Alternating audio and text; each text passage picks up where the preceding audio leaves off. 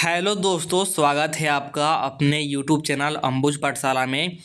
तो इस वीडियो में हम लोग JAC board weekly test class 12th का जियोग्राफी का आंसर की देखने वाले हैं, जिसका कि एग्ज़ाम आप लोग का आज हुआ है, यानी कि 6 सितंबर में। बहुत सारे स्कूल में आज इसका एग्ज़ाम हो चुका है, लेकिन बहुत सारे स्कूल अभी आज बंद थे हरितालिका तीज के त्यौहार के कारण। तो हो सकता है कि बहुत सारे स्कूल में ये सोमवार को एग्ज़ाम होगा। तो जिनका एग्ज़ाम हो चुका है वो आंसर की मिला लीजिए कि आपका कितना सही हुआ है, और जिनका नहीं हुआ है तो उनका सोमवार को होगा। तो यही क्वेश्चन आएगा, तो आप लोग यहाँ पर राइट डाउन कर लीजिए, इसको लिख लीजिएगा, ठीक है, नोट करके रख लीजिएगा।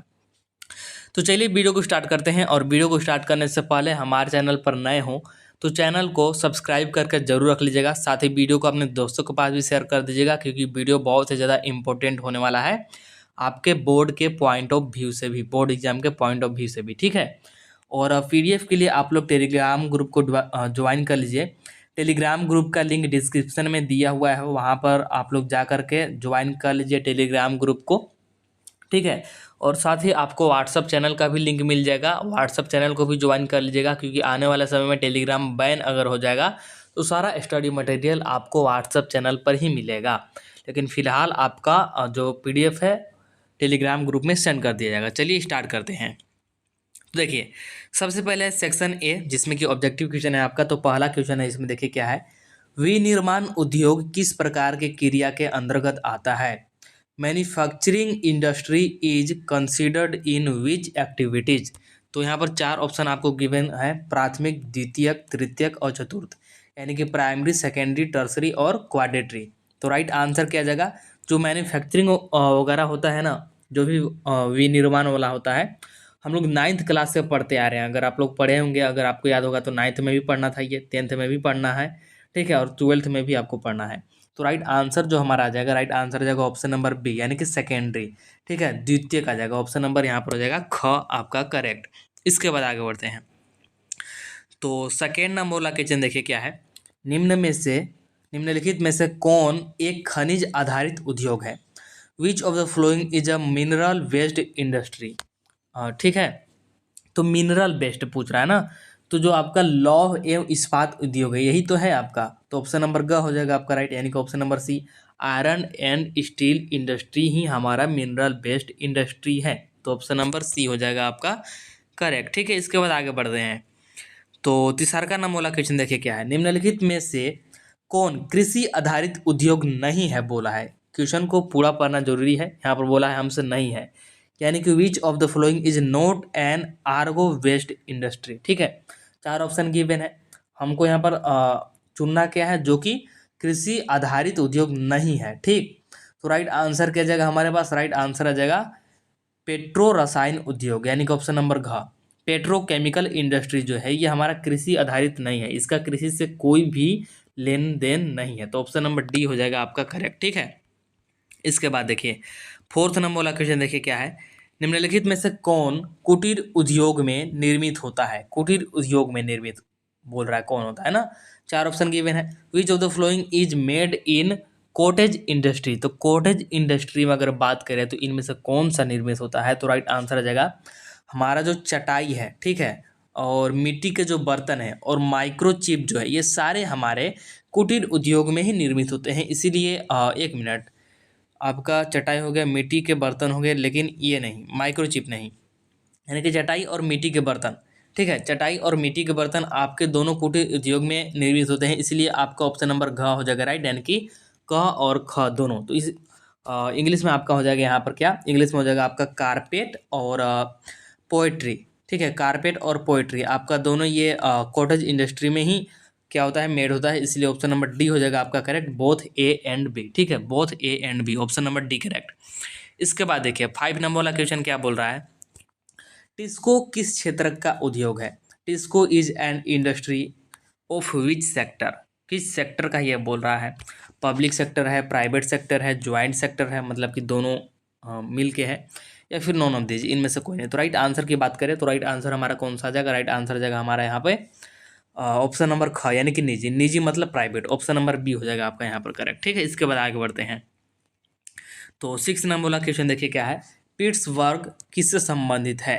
पिट्सबर्ग एसोसिएटेड विथ, तो किससे संबंधित है, मतलब कि पिट्सबर्ग एक्चुअली किसके लिए जाना जाता है, ये पूछ रहा है। तो राइट आंसर जगह हमारे पास कोयला, कोयला के लिए पिट्सबर्ग जाना जाता है, यानी कि कोल के लिए। ऑप्शन नंबर ए हो जाएगा करेक्ट। इसके बाद आगे बढ़ते हैं।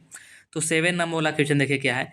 निम्नलिखित में से कौन एक रेशेदार फसल है, रेशेदार फसल पूछ रहा है। विच of the following is fibre crop, तो कौन सा हो जाएगा, गन्ना, कपास, चाय या फिर रबर। तो राइट आंसर आ जाएगा हमारे पास कपास। ऑप्शन नंबर ख हो जाएगा राइट, यानी कि कॉटन। ठीक है, ऑप्शन नंबर बी हो जाएगा आपका करेक्ट 7 नंबर वाले क्वेश्चन का। इसके बाद आगे बढ़ते हैं। तो 8 नंबर वाला क्वेश्चन देखिए क्या है।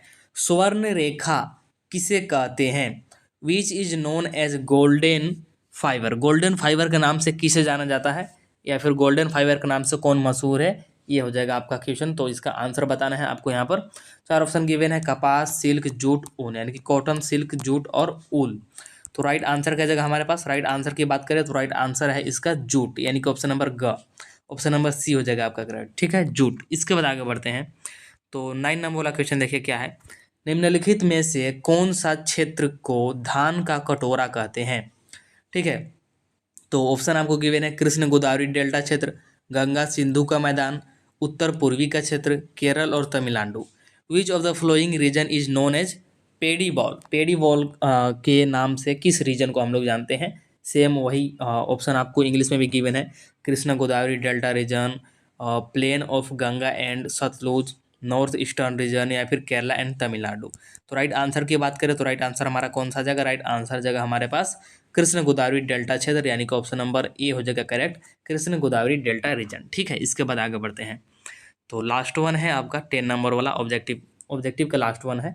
तो देखिए क्या है, निम्नलिखित में से किसे सरकार द्वारा फसल के सहायता के लिए घोषणा किया जाता है। Which one of the following is announced by the government in support of a crop. जो अगर यहाँ पर हो सकता है कि फार्मर का मतलब सन हो, मतलब कि किसान का बेटा हो, तो उनको शायद ये पता होगा, क्योंकि ये हर साल अलग अलग मतलब घोषित किया जाता है, तो उनको शायद पता होगा।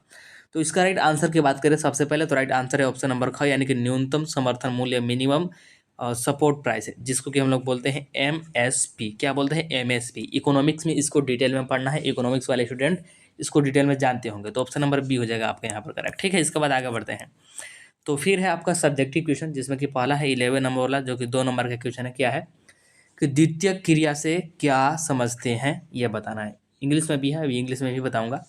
द्वितीय क्रिया से क्या समझते हैं, तो आंसर देखिए, द्वितीय क्रियाएं वे आर्थिक गतिविधियां होती है जो कच्चे माल को तैयार उत्पादों में परिवर्तित करती है।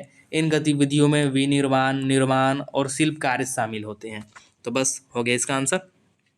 सेम चीज़ इंग्लिश में है, what do you mean by secondary activities. तो आंसर क्या जाएगा, secondary activities refer to economic processes that transform raw material into finished goods. This include manufacturing, construction and handicrafts. तो ये हो जाएगा आपका राइट आंसर। ठीक है, इसके बाद 12 नंबर वाला देखिए, ये भी 2 नंबर का क्वेश्चन है, तो ज़्यादा लंबा आंसर नहीं लिखना है।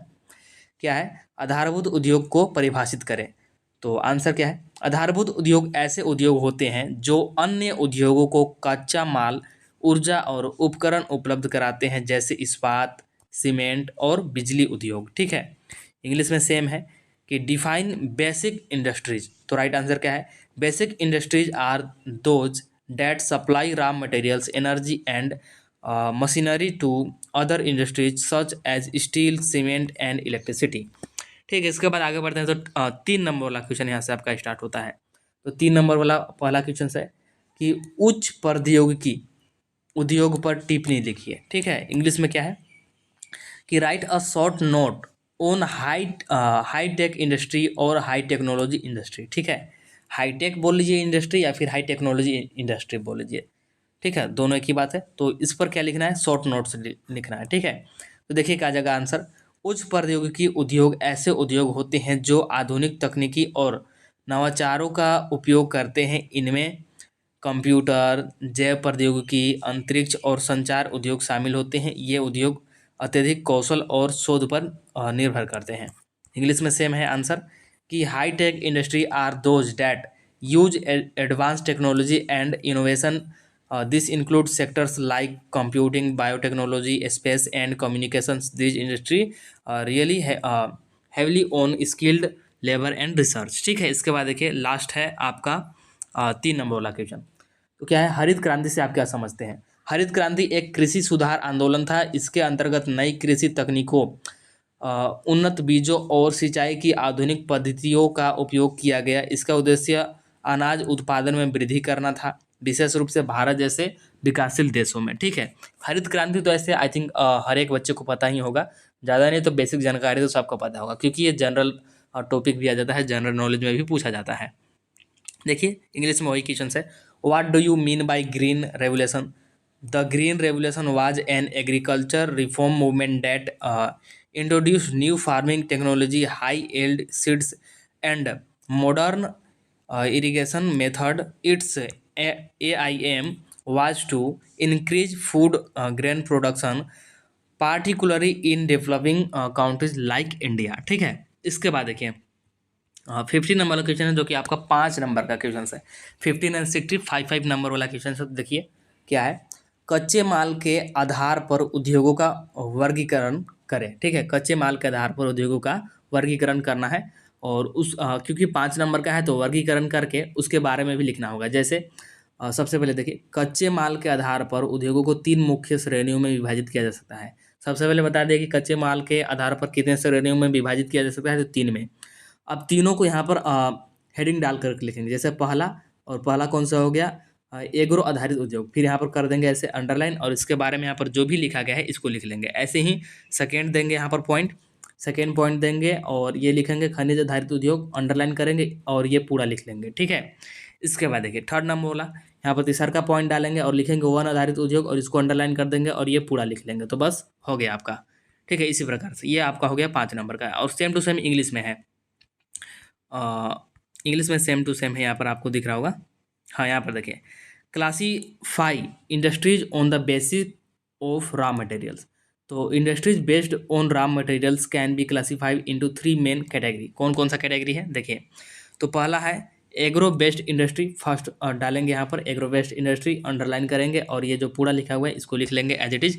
मैं पूरा पढ़ करके नहीं बता रहा, क्योंकि हिंदी में भी पढ़ करके बताऊंगा, इंग्लिश में भी पढ़ करके बताऊंगा, तो वीडियो बहुत लंबा निकल जाएगा। ठीक है, इसके बाद देखिए सेकेंड नंबर वाला डालेंगे और फिर लिखेंगे मिनरल बेस्ड इंडस्ट्री, अंडरलाइन करेंगे और पूरा लिख लेंगे। इसके बाद 3rd नंबर वाला डालेंगे पॉइंट और लिखेंगे फॉरेस्ट बेस्ड इंडस्ट्री और पूरा लिख लेंगे। इसके बाद देखिए, इसके बाद लास्ट वन है आपका 16 नंबर वाला क्वेश्चन, जो कि 5 नंबर वाला लास्ट क्वेश्चन है, और इतना ही आपका क्वेश्चन होता है, तो ये हो जाएगा आपका लास्ट। क्या है, भारतीय कृषि की प्रमुख समस्याओं का वर्णन करें। भारतीय कृषि में प्रमुख समस्या क्या क्या है आपको लिखना है। तो भारतीय कृषि की प्रमुख समस्याएं इस प्रकार है, यहाँ पर कितनी समस्या हैं उसको लिखेंगे और अंडरलाइन करते जाएंगे और उसके बारे में लिख जाएंगे। तो यहाँ पर मैंने 5 पॉइंट लिए हैं, क्योंकि 5 नंबर के हैं, तो आपको फुल मार्क्स मिल जाएगा, कहीं पर नंबर नहीं कटेगा। तो वीडियो को स्टॉप कीजिए और इसका स्क्रीनशॉट लेते जाइए और इसको लिख लीजिएगा आराम से। ठीक है, इसके बाद सेम यहाँ पर इंग्लिश में है, describe the important problem of Indian agriculture. तो बस सेम टू सेम जैसे हिंदी में था वैसे यहाँ पर इंग्लिश में फर्स्ट पॉइंट डाला और जो भी इसका हेडिंग है उसको लिख करके अंडरलाइन कर देंगे, उसके बारे में लिख देंगे। सेम सेकेंड में है, फिर वैसे ही थर्ड में है, और फिर यहाँ पर फोर्थ है और फिफ्थ है। तो यहाँ पर आपका सारा कंप्लीट हो गया। ऑब्जेक्टिव प्लस सब्जेक्टिव दोनों मैंने बता दिया, और यहाँ पर सभी का आंसर भी बताया है, अलग से आपको आंसर कहीं पर देखने की जरूरत नहीं है। हाँ, पीडीएफ के लिए आप लोग टेलीग्राम ग्रुप को ज्वाइन कर लीजिएगा, टेलीग्राम ग्रुप का लिंक डिस्क्रिप्शन में है, पीडीएफ वहाँ पर थोड़ा देर में सेंड कर दिया जाएगा। तो इस वीडियो में इतना ही। आई थिंक आपको वीडियो पसंद आया होगा। वीडियो पसंद आया हो तो वीडियो को लाइक जरूर कर दीजिएगा, चैनल को सब्सक्राइब करके रख लीजिएगा। चलिए मिलते हैं नेक्स्ट वीडियो में, तब तक के लिए tata bye bye, see you in the next video.